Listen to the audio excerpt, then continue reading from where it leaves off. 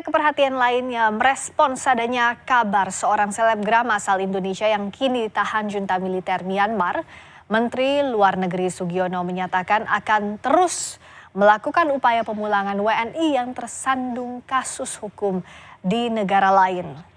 Menlu bilang kini terus melakukan koordinasi dengan berbagai pihak terkait keberadaan WNI di luar negeri, termasuk di negara yang terjadi konflik.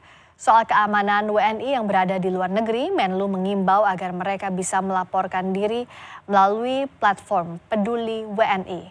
Sebelumnya, anggota Komisi 1 DPR mengungkap seorang selebgram asal Indonesia kini tengah ditahan junta militer Myanmar karena dituduh ikut membiayai pemberontak Myanmar.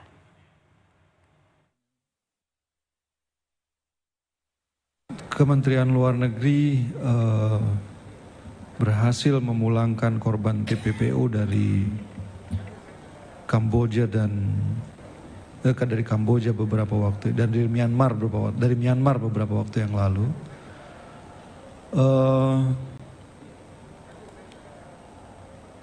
Tindak lanjut yang dilakukan adalah melakukan semacam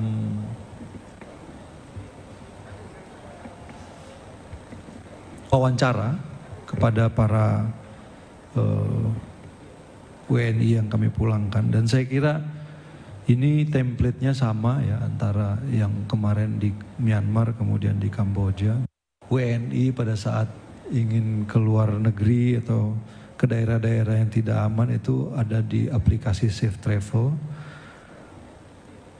dan untuk WNI yang menetap itu melakukan lapor diri di portal Peduli WNI.